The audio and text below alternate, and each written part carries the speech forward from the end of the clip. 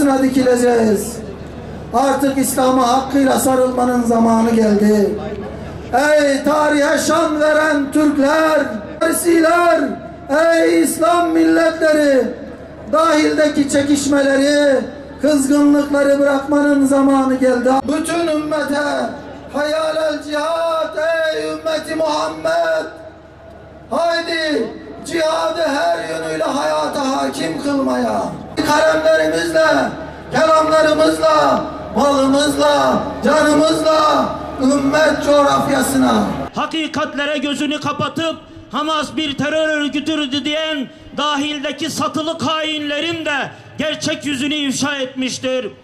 Zulme uğrayanların kimliği Müslüman olunca vicdanlarını rafa kaldıranlar tarihin karanlık sayfalarına mahkum olacaklardır.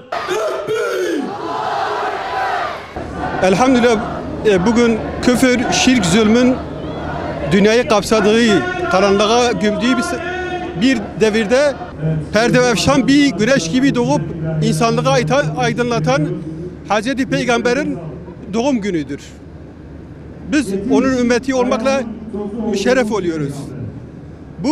Bu duygularla, bu bilinçle elhamdülillah bugün Türkiye'nin çeşitli yerlerde yüz binlerce Müslüman meydanlara dökülmüş ve Hazreti Peygamber'in doğum gününü kutlanmaktadır. Ama büyük bir acımız vardır ki bugün Gazze'de 35 binden fazla Müslüman hunharca katledildi, soykırıma uğratıldı.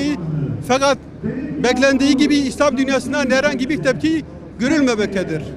Ki biz cihad peygamberi Hz. Muhammed Aleyhisselam'ın ümmetiyiz. Bugün bu halde olmamalıydık. Yani Medine'de Beni Kaynuka Yahudilerinin bir Müslüman bacının örtüsüne el uzatmaları nedeniyle Hazreti Peygamber onlara karşı cihad ilan etmiş, onları muhasara altına almış, onları teslim almış ve Medine'de sürgün etmiştir. Yani bugün bizim liderlerimizden beklediğimiz de bu yönde bir tavır olmalıydı. Ama liderlerimiz maalesef kimisi makam derdinde, kimisi mal derdinde, kimisi evlat ve iyallerinin sözde istikbali derdinde olup bu tür İsrail'in Gazze'de yapmış olduğu soykırıma, katliamlara sessiz kalmaktadır. Bu hal İslam ümmeti için acınası bir haldir. Bu halde olmamalıydık. Çünkü biz cihad peygamberi olan Hz. Muhammed Aleyhisselam'ın ümmetiyiz. Onun yolunda yürümeliyiz. Bu atmosferi, bu Kutlu Doğum etkinliğini bayağı özledik. Hani dehşet verici bir duygu yani. Onu hissetmek lazım. Hani anlatmak etmez kelimelerimiz. Gazze konusuna gelince şunu ifade edeyim. Maalesef hani devlet yöneticileri bu konuda çok hani hassas davranmadılar. Onları görmezden geldi. İşte onların bu yanlışlarından hani yüzüne vuralım ki hataların bir an önce farkına varması lazım. Hani Gazze konusu çok ağır bir meseledir. Çünkü Gazze sadece bir kıbleye bakılmaması lazım. O bizim Allah'ın Resulü'nün emanetidir. O emanete sahip çıkmazsak yarın bir gün ahirette bunun hesabı bize sorulacak. En ağır şekilde sorulacak hani. Yani ister engelli olsun, ister sağlam olsun hiç fark etmez. Bu hepimizin örnek meselesidir. Yani bizim mirasımızdır.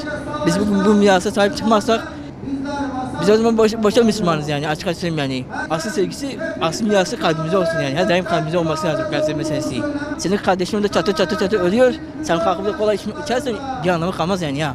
Sen kusura bakma Müslümanlık tavrını sergileyemezsin yani asla. Senin bu Müslümanlık tavrın değildir. Senin bu ümmetçi liderin değildir yani. Evet, belki fiilen elhamdülillah Müslüman diyoruz ama bu hareketi sadece lafla olmaması lazım. İcraat sergilememiz lazım. Bunu hal ve harekete götürmemiz lazım. Gerekirse boykot edelim. Bu İsrail'in Allah belasını versin. İyi ki bu Kutlu Doğum var. Bu sayede hayatın peygamberin öğrenmiş oluyoruz. Biz onun yolunu sürmüş olsaydık Gazze bu halde olmazdı. Bu Müslümanlar ölmezdi, kadınlar ölmezdi, çocuklar ölmezdi, kızlar ölmezdi. Gazze kan ağlıyor. Müslümanın elinde bir şey gelmiyor. Biz peygamberin yolunu takip etmiyoruz. Onun ümmeti olmayı hak etmiyoruz. Onun hakkıyla ümmeti olsaydık Gazze bu durumda olmazdı. Gazze feryat ediyor. Müslümanın elinde bir şey gelmiyor. Ben bugün Peygamberin doğum günü haftasına geldim. Çok mutluyum. Sevinçliyiz. İnşallah devamı da gelmeyi istiyoruz. Ama maalesef ben Gazze'de olan şeylerini dolayısıyla üzgünüm. Üzgünüm ama maalesef olmaması lazım olan bir şeydir.